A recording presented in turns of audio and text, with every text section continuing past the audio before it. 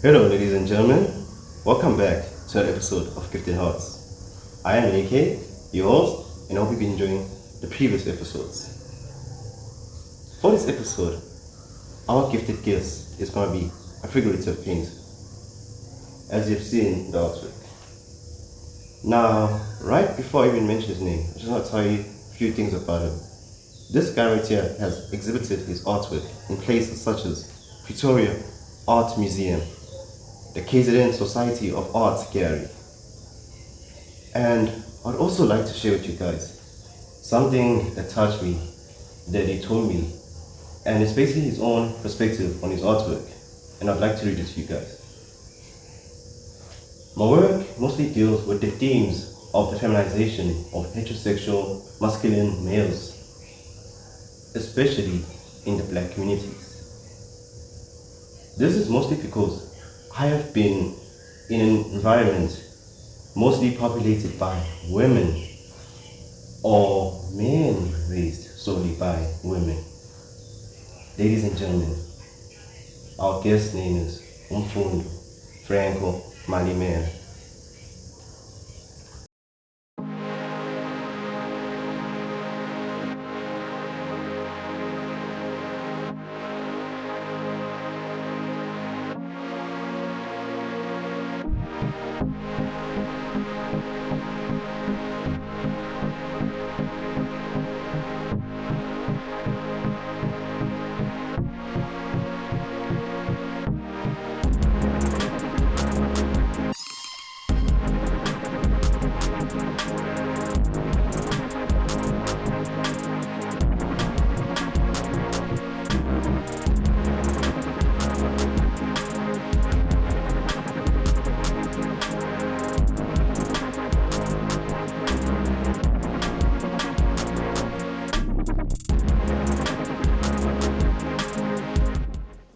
Welcome, ladies and gentlemen.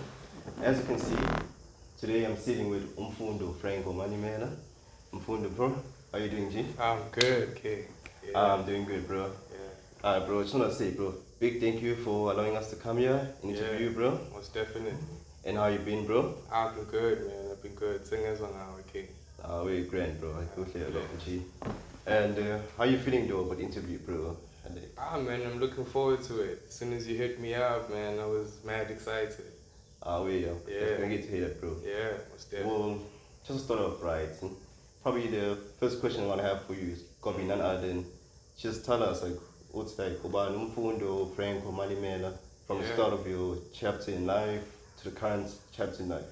Yeah, man. Well, Franco is a young man who was born in Mlazi, grew up in Manzimtoti, and then my young adult life, I spent it on the move a lot between Durban, CBD, Jersey, and then currently Eastern Cape. So ever since I was a young man, I've always known that art is my calling. I would like to thank Uputwam Ngebo for that. He was an artist himself, and I remember as a kid always like peeking over his shoulder to see what he was working on, and it gave me that thing that I knew was okay. Then you can do this. This is something that's possible. That you can chase this as a career, as a lifestyle. And ever since high school, after high school, I really thought I wanted to be a graphic designer, but I found out that that's not for me. Chasing deadlines and design briefs, nah. And then I bumped into fine arts, and first time I exhibited at the KZNSA, I knew that this is what I want to do for the rest of my life. Yeah. Oh wait, bro, impressive, G, impressive. Yeah. So your first exhibition was at the KZN Society of Arts. Yeah, most definitely. Oh wait, and if not mistaken, wasn't one of the artwork behind us displayed? Yeah, but that was the second, I think. Yeah, second exhibition I had at the KZNSA. Oh wait. First one, we attended this lecture. I was with John Johannesburg. John Joe. Yeah.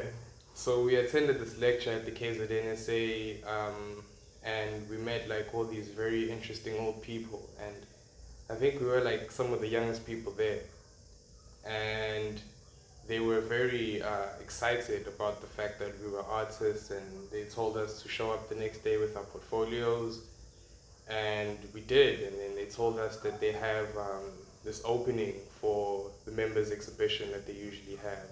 It's the X exhibition, and first thing I did when I found out, I went home and just like worked. I remember sitting in our small ass apartment, no Jersey, grinding, just grinding, trying to get these pieces right for the day, or the deadline.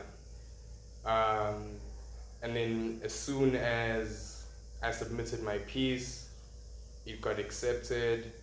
And remember opening nights was a dope ass night, yeah. And just seeing like so many people in a room just there to experience the artwork, yeah, it was very nice. Yo, man, that's impressive to hear, man. It's Yeah. impressive. And the Pretoria Art Exhibition, Pretoria Art Museum, how did Yeah. you achieve that one? Oh, that one was And in fact, that just reminds me, which basically brings us to the second question. Like, yeah, considering that obviously you have exhibited your creative work at places like Pretoria Arts Museum and KZN Society of Arts, how did you achieve those opportunities? Like, what were some of the things that you did? Okay, you mentioned obviously the KZN Society one, Yeah. but the Pretoria Arts Museum, how did you achieve that one? Well, I think as an artist, it's especially as a young black artist, it's very important to put your ear to the ground and always look out for opportunities and seek out these spaces indawo lezi eyishota ngawe yabo, because there are lots of places out here that need you. You might be out there sitting in your small studio, your house, wherever, and just painting, but there are these spaces out there that really need you. So the way that I achieved that, it came at a very troublesome time in my life.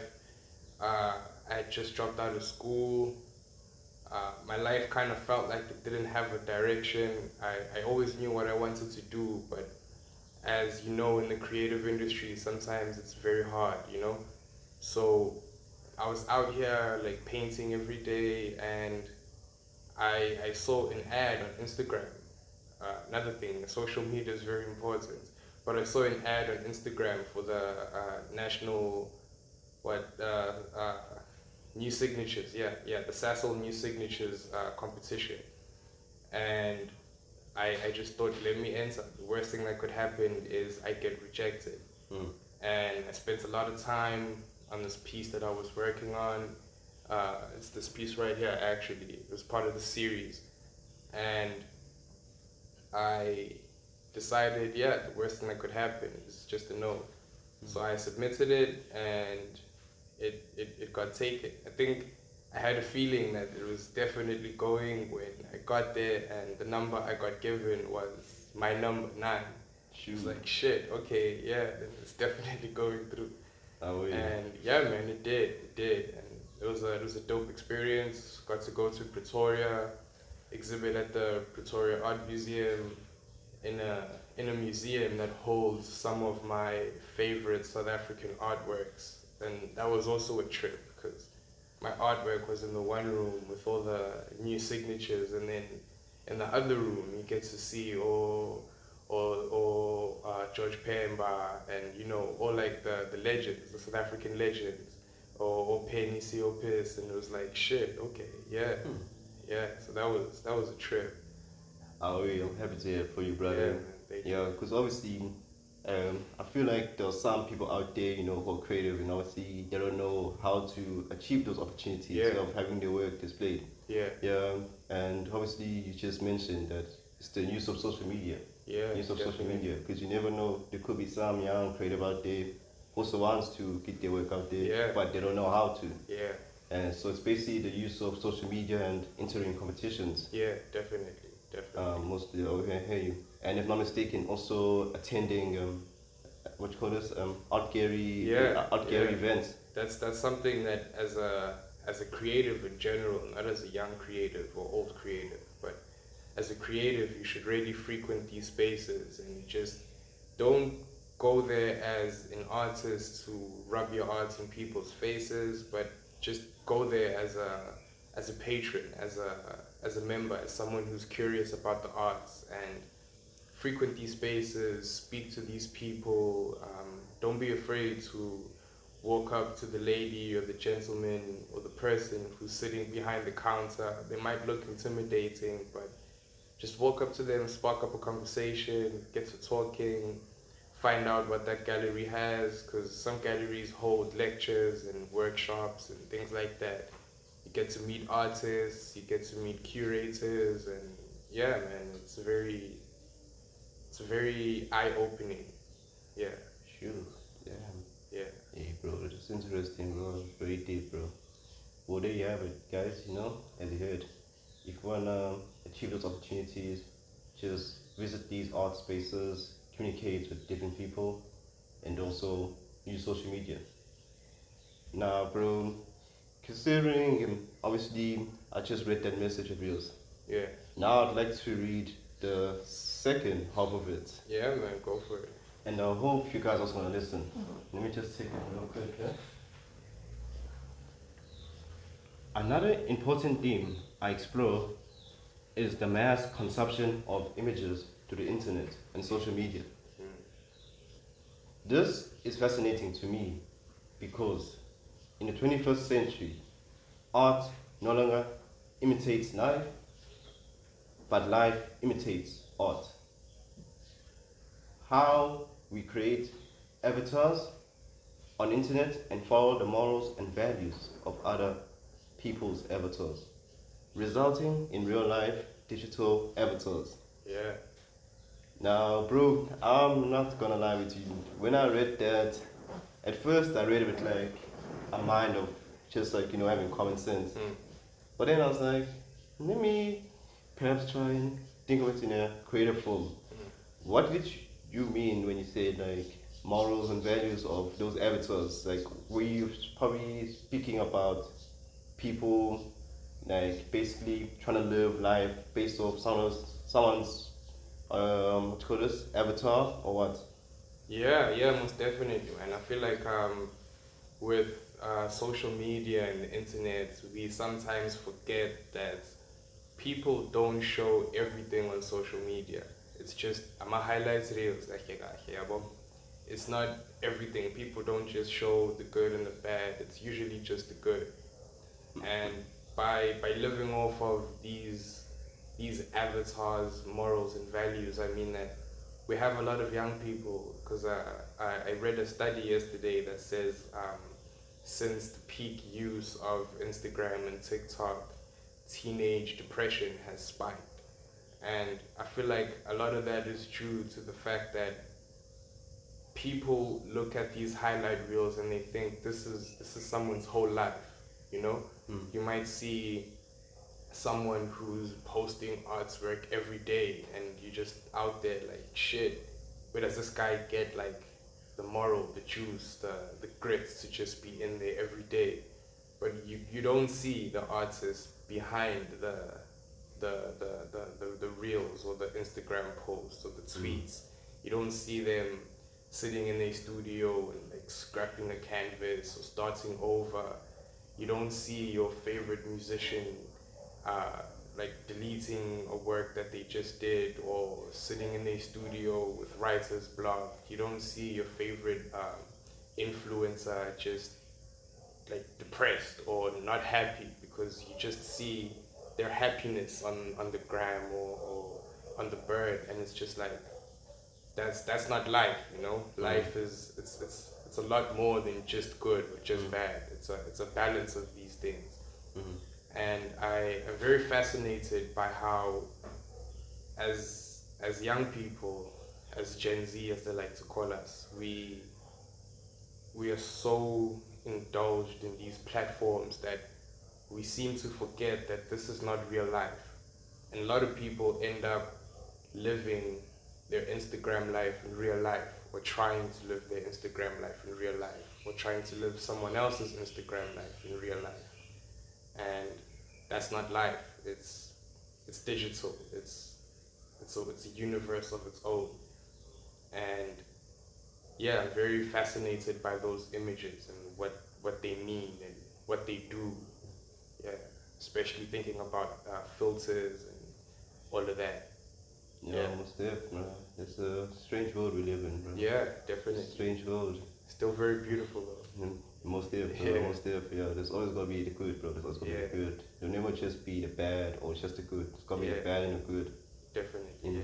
Ah, that's great.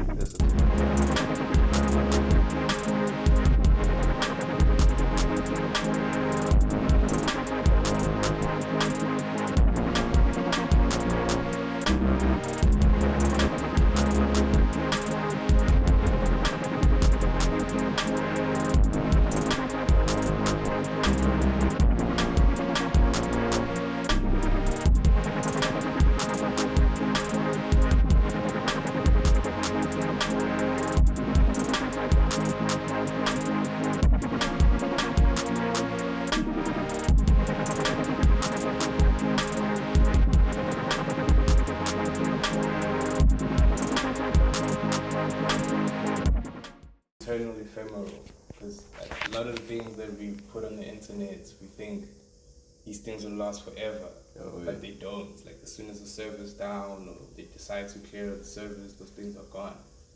And a lot of youth culture is on the internet, and I just wanted to take like little snippets from the youth and youth culture to ensure that they last forever. And youth also is not something that lasts forever. It's ephemeral, it's fleeting. Yeah, most definitely, yeah, bro. And the packaging as well. It's something that is designed to outdo plastic, because plastic takes forever to degrade, but paper's fast. Shoot. Same as youth, you know. Youth it's like paper. Yeah, I can do that. Yeah, bro. Now, the fact that obviously I'm looking at all this artwork, G, and if not mistaken, you said you use acrylic paint, right? Yeah. On canvases, and what else?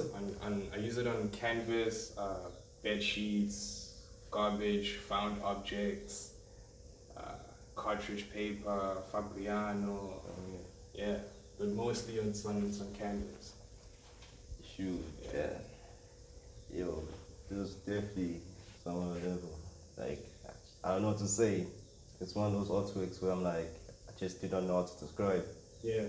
But you can definitely feel the message behind it. There's definitely like a meaningful message behind it. Yeah. And obviously, if you remember, we've just read your message about your own perspective in your artwork. Yeah. Now, having to have read that, it kind of does get me to understand what are your inspirations, obviously. But now, besides that message, are there any other inspirations that you have? Yeah, definitely. Like perhaps painters? Yeah, I think as an artist, I'm inspired by other artists, but not just artists within the fine arts industry or painting or pictorial arts, but even musicians. I get a lot of inspiration from people like Miles Davis, Jimi Hendrix. And to take it back to the painting, I get a lot of my painting from South African artists, but not artists that are like long gone, but I'm an artist asaphila, yabo.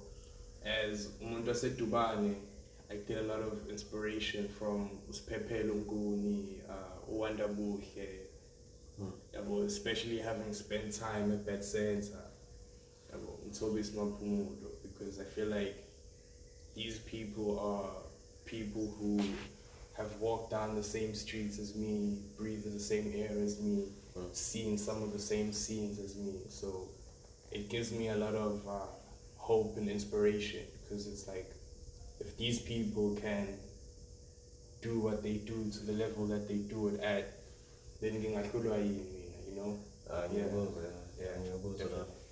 And anything,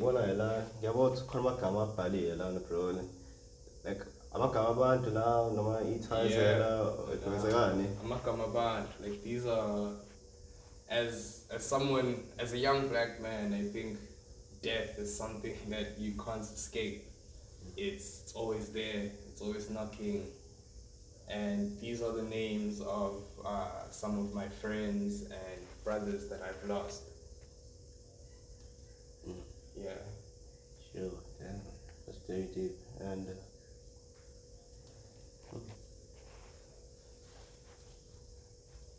it's a very unique artwork, bro. Yeah. Thank you very much.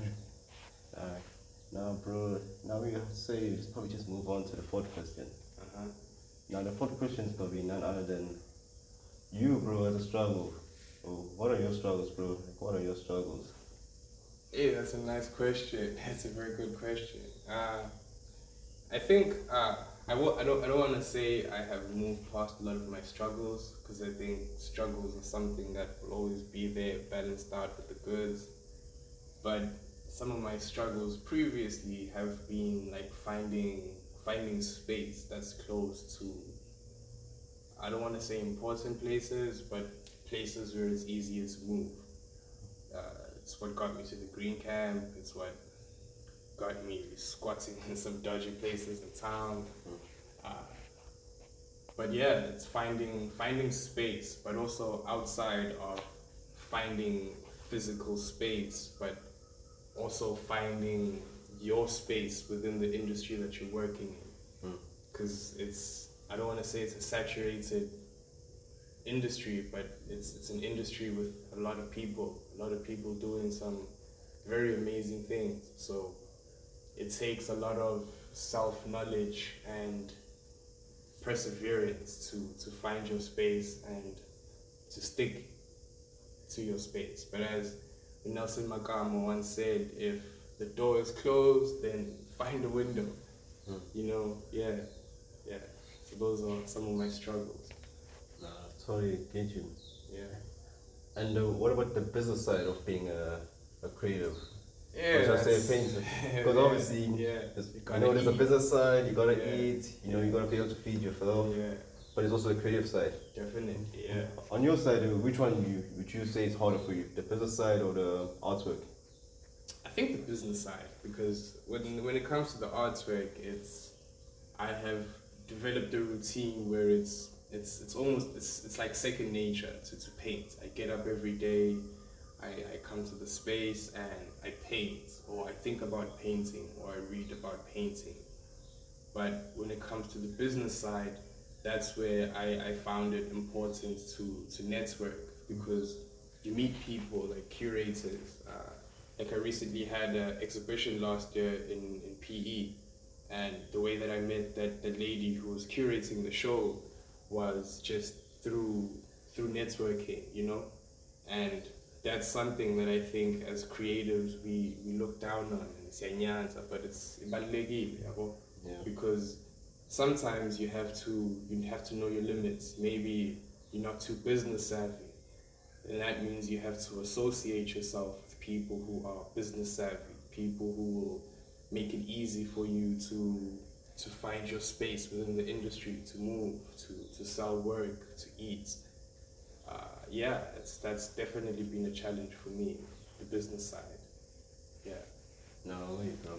But you'll definitely beat it, bro. Yeah, man, for sure. Challenges, I believe that challenges are there for a reason, bro. Yeah, and definitely. I just believe that every challenge is just there to build you. That's my own perspective on challenges. That's a great perspective. Bro, yeah. Keep pushing, G. Yeah. Now we gotta move on to like the last question, brother. And the last question is gonna be none other than, obviously, as I'm staying right here, I'm looking at your artwork, and I'm just thinking, I'm like, what is like your main goal or aim behind all like this artwork? Like, what message do you want to leave behind in the future when it comes to you being a creative?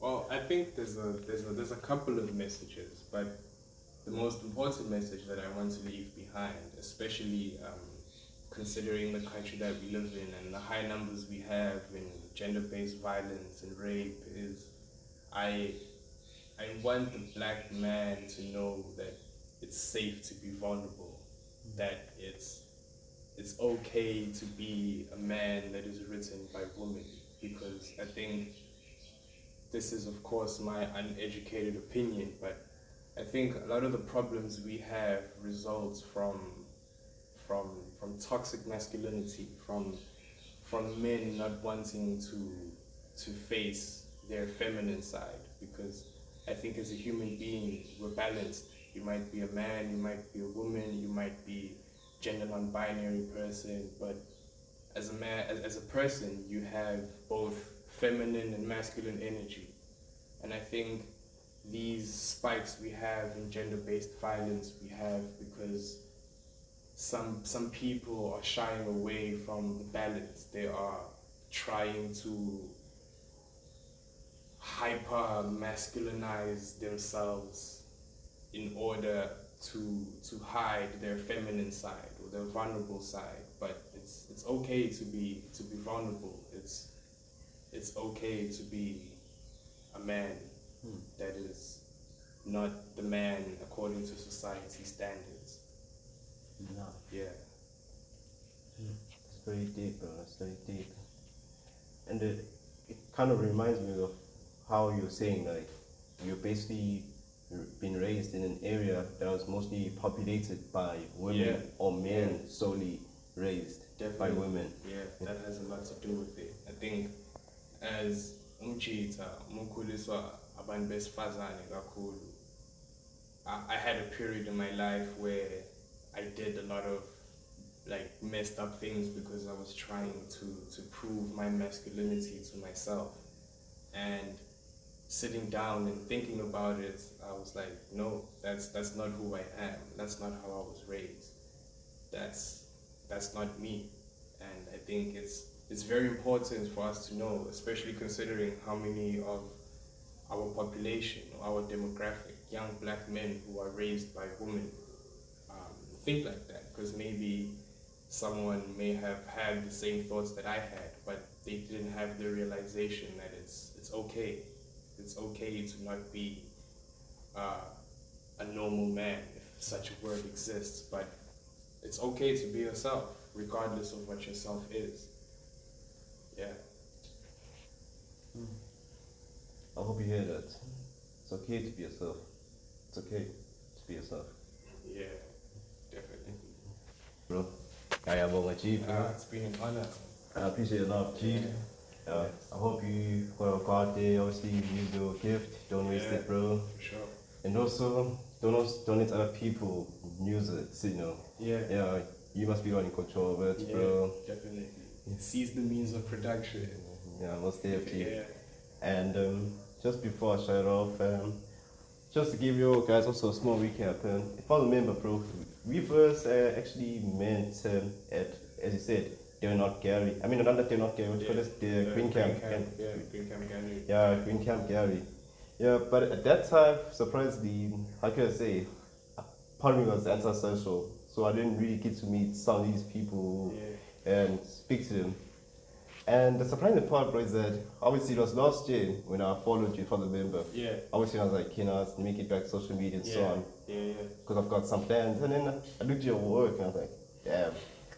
Alright, bro, I didn't know like you did this art, and bro, I'm just looking back and I'm like, yeah, here I was. I never really got to chat to you and other G's, but now I'm here, bro. Yeah.